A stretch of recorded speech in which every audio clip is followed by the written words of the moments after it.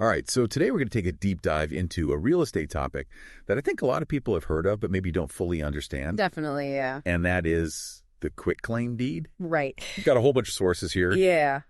We've got some stuff from Chase Bank, Investopedia, LegalZoom, even a mobile notary service. Very cool, yeah. So, yeah. A lot of good stuff here. We're going to get into all that, and hopefully by the end of this, you'll know everything you need to know about a quitclaim deed. Absolutely. So I guess, first of all, what exactly is a quitclaim deed? Well, a quitclaim deed is a legal document that transfers property ownership from one party, called the grantor, to another party, called the grantee. Mm-hmm. And the key feature, the most important thing to remember about a quitclaim deed is that it comes with 0 guarantees. Oh, okay. The grantor is basically saying, look, I'm giving up whatever claim I have to this property. I'm not saying I actually own it. I'm not saying there are no liens on it. I'm just saying whatever interest I have, I'm giving to you. Okay, so it's like you're getting a mystery box. Exactly. Okay. You're inheriting a treasure chest, but you have no idea if it's full of gold or if it's completely empty. Right. You're taking it as is. Okay, so I'm trying to think, why would you ever want to use a quitclaim deed if it's so risky? Yeah, that's a great question. And it's definitely not for every situation. Right. But there are some specific cases where it makes a lot of sense. Okay. Like, for example, family transfers. Okay. So if you want to add a spouse to a property title, you want to gift property to a child, or maybe you're dealing with an inheritance situation and you want to simplify things between siblings. Right. A quitclaim deed can be a really straightforward way to do that. And our source from Chase Bank also mentioned using them to correct title issues. Yeah, that's a good point. Like if there's a typo or something. Exactly. So maybe there's an error in the property description or there's some confusion about who the actual owner is. A quitclaim deed can be a quick and easy way to clean that up. So it's like an edit button on a property's history. I like that analogy. Yeah, like a legal edit button. Okay, so we've talked about this no guarantees thing. Yeah. How does that compare to a warranty deed? Like, I'm assuming that's what most people use when they buy a house. Right. A warranty deed is the much more common type of deed you see in a traditional sale. Okay. And it comes with a bunch of guarantees that protect the buyer. Okay. So the grantor's saying, I own this property free and clear. There are no liens or encumbrances. And if there are any problems, I'm going to be responsible. Okay. So it's like buying a certified pre-owned car. You know you're getting something that's been checked out and comes with some assurances. Perfect analogy.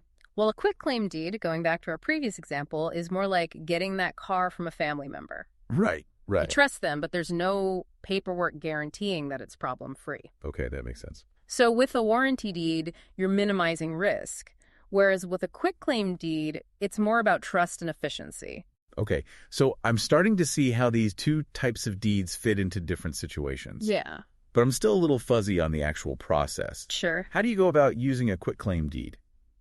It's actually pretty simple. Okay. Typically, you start with a quitclaim deed form. You fill in all the information, who the grantor is, who the grantee is, the legal description of the property, the date of the transfer, and then both parties need to sign the deed in front of a notary public. Okay, and that's where our source, Mobile Notary by Derek Spruill, comes in. Yeah, they offer mobile notary services. Right. So they come to you, which can be super convenient. And they specifically mentioned experience with quitclaim deeds on their website. Which is great because it means they understand the process and the requirements. Exactly. It's not just about getting any old notary. It's about finding someone who knows the ins and outs of this specific type of document. Absolutely. And I think it's a good reminder that even though quitclaim deeds are simpler than warranty deeds, they still involve important legal procedures. Right. You need to make sure everything is done correctly. And our source, LegalZoom, actually reminded us that a quitclaim deed doesn't affect any existing mortgages on the property. Right, that's a key point. So you could give someone a quitclaim deed to your house. Yeah. But if you still have a mortgage, you're still responsible for those payments. It's like handing over the keys, but not the debt. Exactly. So let's dive into some real-world examples. Okay, sure. When would someone actually use a quitclaim deed? And maybe just as important, when should they avoid using one? We've talked about family transfers, but think about divorce proceedings as well. Okay. A quitclaim deed can be used to remove a spouse from the property title, Right, to cleanly separate assets. Exactly. And Chase Bank also mentioned transferring property into a living trust as part of estate planning. Okay, so that makes sense. But you'd never want to use a quitclaim deed in a traditional sale. Right. If you're buying a house from a stranger. Especially if you don't know anything about the property's history. Yeah, that's a huge red flag because you could be inheriting a whole bunch of problems that you didn't even know about. So that's when you definitely want that warranty deed and the peace of mind that comes with it. Absolutely. So it seems like the bottom line here is that quitclaim deeds have their place. Yeah. But it's really important to understand their limitations and the potential risks involved. I couldn't agree more, and that's why talking to a real estate attorney is always a good idea. Yeah, they can help you weigh the pros and cons. Exactly, and make sure you're choosing the right tool for the job. Okay, so that's a good point. Pros and cons. I think that's something we should delve into a little bit more. Yeah, let's do that. What are some of the advantages of using a quitclaim deed, especially compared to a warranty deed? Well, one of the biggest advantages is simplicity and speed. Okay. Quitclaim deeds involve less paperwork, the process is faster, and that can be a major plus if you need to transfer property quickly and without a lot of hassle. And it sounds like they also offer more flexibility, allowing for different types of transfers beyond a typical sale. Absolutely, but as we've discussed, the big drawback is that lack of guarantees for the grantee. Right, they're essentially taking the property as is with all its potential baggage. Exactly, no assurance about clear ownership or anything like that. So it's a trade-off speed and convenience for potential risk. Precisely, and that's why carefully weighing the pros and cons and choosing the right deed for your situation is crucial. And speaking of specific situations, LegalZoom pointed out that quitclaim deeds can actually have some quirks, depending on what state you're in. Oh, that's interesting. Yeah, state-specific quirks. So, what are some examples of that? For instance, in New Mexico, both spouses have to sign a quitclaim deed if it involves community property. Even if only one spouse is on the deed? Even if only one spouse is on the deed, yeah. Interesting. And then you've got Missouri, where the grantee's address has to be on the first page of the deed. And get this, in Massachusetts, a quitclaim deed actually offers some limited warranties. Really? Yeah, which is kind of an exception to the as-is nature we've been talking about. So it's not a one-size-fits-all thing at all? Nope, not at all. It seems like it's really important to understand the specific rules in your area. Absolutely, which, again, highlights the importance of talking to a real estate attorney. Right, someone who knows the ins and outs of your state's laws. Exactly. So I think we've covered a lot of ground here. We talked about the basics of quitclaim deeds, their pros and cons, when they're appropriate to use, and some of the things to watch out for. I think so, yeah. But what would you say is the one key takeaway you want our listeners to walk away with after this deep dive? What's the most important thing to remember about quitclaim deeds? I think the most important thing to remember is that quitclaim deeds are a powerful tool. Okay. But they're not a magic wand, Right. They can be a great solution in certain situations, but they come with inherent risks that need to be carefully considered. So it's all about being informed, doing your research, and seeking expert guidance when needed. Exactly. Don't let the simplicity of a quitclaim deed fool you into thinking it's a risk-free transaction. Yeah, that's a good point. You really need to understand what you're getting into. Absolutely. Now, I want to touch on something that LegalZoom mentioned, and I found this really intriguing. Okay. They said that in Massachusetts, quitclaim deeds actually offer some limited warranties to the grantee. Oh, that's interesting. Yeah. Yeah, it seems like they're taking a more cautious approach, Yeah. offering a bit more protection than you typically see with quitclaim deeds. It makes you wonder why other states haven't adopted a similar approach. It's like they're recognizing the potential risks and trying to mitigate them. It's almost like they're saying, hey, we know these things can be tricky, so let's add a little extra layer of security. Yeah, I like that way of putting it. So maybe this is a trend we'll see more of in the future. Who knows? It's possible, especially as the real estate landscape continues to evolve. Well, I think that's a great place to leave our listeners for now. Yeah, agree. We've covered a lot of ground today, and I hope everyone's feeling a bit more knowledgeable about quitclaim deeds. Me too. It's been a great discussion. But before we go, I do want to leave everyone with one final thought to ponder. Okay. How do you think the rise of technology, especially in real estate, might change the way we think about property ownership and these types of transactions in the future? Ooh, that's a great question. Something to think about, right? Definitely lots to consider there. Well, on that note, we've reached the end of our deep dive into the world of quitclaim deeds. It's been a pleasure exploring this with you. Likewise, and to all our listeners out there, keep those brains engaged, keep asking those questions, and keep diving deep. We'll see you next time. See you then. And, we've been talking about the pros and cons and all that, but let's really dig into those cons for a second. Yeah. Like, what are some things that should make our listener raise an eyebrow if someone's offering them property with a quitclaim deed? Right, like what are the red flags? Exactly. And the biggest one, as we mentioned before, is seeing a quitclaim deed in a traditional sale. Okay. If you're buying a house from someone you don't know very well and they're pushing a quitclaim deed instead of a warranty deed, that's a sign to proceed with extreme caution.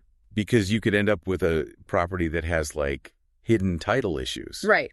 Or the seller might not even actually have the right to sell it. Exactly. It's like buying a used car without a title. You might get a good deal, but you also might be inheriting a whole bunch of problems. So what should our listener do if they find themselves in that situation? Honestly, walk away. Yeah. But if they're really determined to move forward, they absolutely need to get a real estate attorney involved. All right. Get a lawyer. A lawyer can help them investigate the property's history, look for any potential red flags, Right. and advise them on how to protect themselves. And our sources also talked about title insurance, which is usually standard when buying a house. Right. Title insurance is supposed to protect the buyer from any unknown claims or defects in the property's title. Okay. But here's the thing.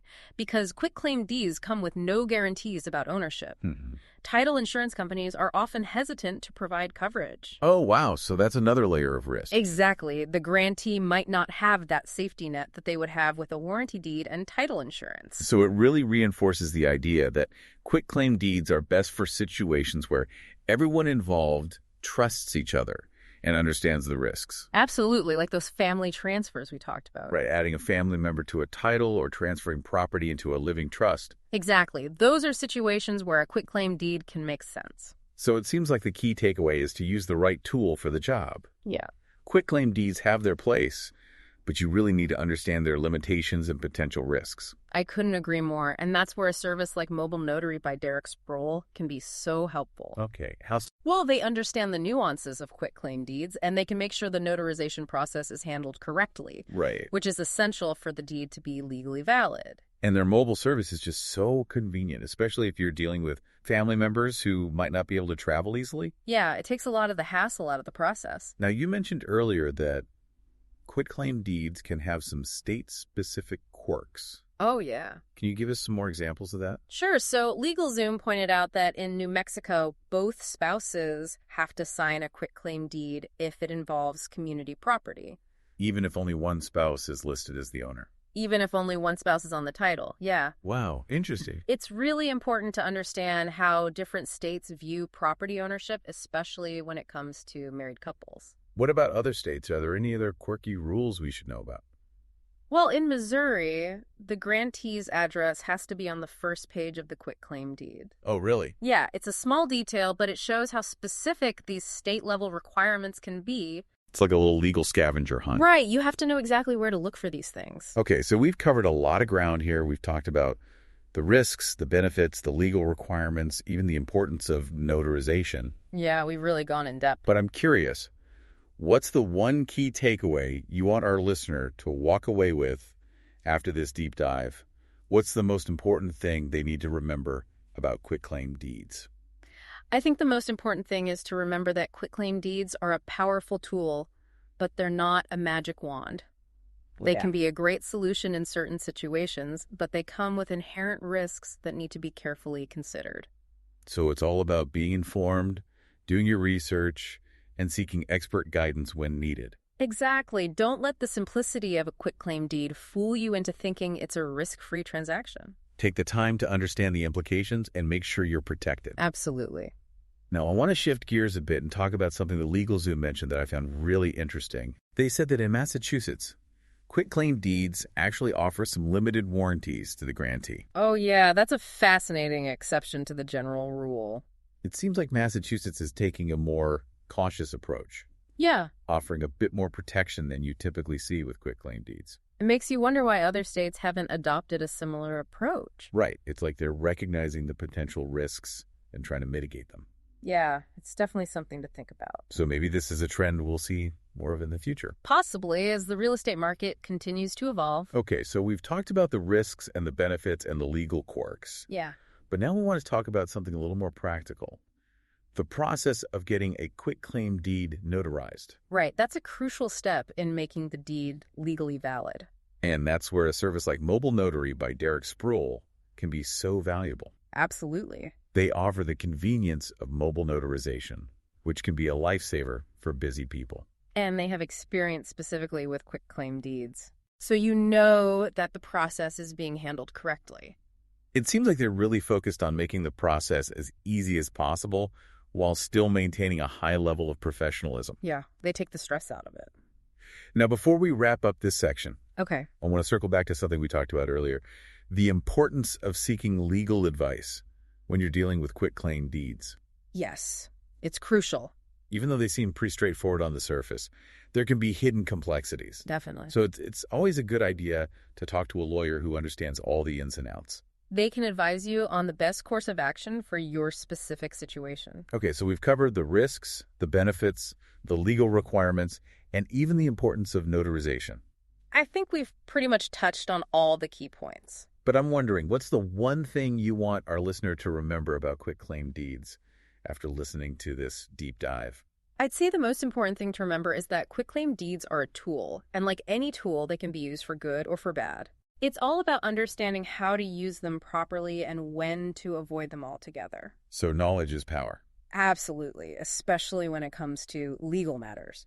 Now I want to shift gears again and touch on something that LegalZoom brought up. Okay. They mentioned that in Indiana, quitclaim deeds have to include a statement from the grantor saying that they've removed any Social Security numbers from the document. Oh, yeah, that's an interesting detail. It seems like a small thing, but it really highlights the growing importance of data privacy. Definitely. It shows that these concerns are becoming more and more relevant, even in traditional legal processes. And it makes you wonder how data privacy will continue to shape legal documents in the future. That's a good question. It's something to keep an eye on for sure. Well, on that note, I think we've reached a good point to wrap up this part of our deep dive. Yeah, I think so too. We've covered a lot of ground, and I hope our listeners are feeling more informed about the world of quitclaim deeds. Me too. It's been a great discussion. But before we go, I want to leave everyone with one final thought to ponder. Okay, shoot. How do you think the rise of technology and the increasing focus on data privacy will change the way we handle property ownership and transactions in the future? That's a really interesting question. Something to think about, right? Definitely lots of potential changes on the horizon. Well, on that note, we've come to the end of our deep dive into quitclaim deeds. It's been a pleasure, as always. And to all our listeners out there, keep those brains engaged, keep asking questions, and keep diving deep. We'll see you next time. It's like those different deeds, warranty versus quitclaim, are really saying something about trust in a transaction. Yeah, definitely. They really show what the documents are all about. With a warranty deed, it's like saying, I'm backing this up, with guarantees, because we might not know each other well enough to just rely on trust. Yeah, like a referee there to make sure things are fair. Exactly. But a quitclaim deed, it's like we already have this relationship, so we're okay streamlining this, accepting a little more risk, because we trust each other. It's kind of cool how those legal things show how we deal with each other. Makes you think, as things change, technology and all that, how that trust and risk stuff changes with property. That's interesting to think about. Imagine, blockchain where property transfers are secure and, no middleman. Maybe quitclaim deeds are less risky then. It's like the Wild West out there with real estate, always changing. Who knows what's next? And that's what's so great, always learning new things. So we've come to the end of our look at quitclaim deeds. Hopefully our listener knows more and maybe even finds property law kind of interesting. Yeah, been great talking about this with you. And listener, remember, knowledge is power, especially with all this legal stuff. So keep thinking, keep asking questions, and keep diving deep. See you next time. See ya.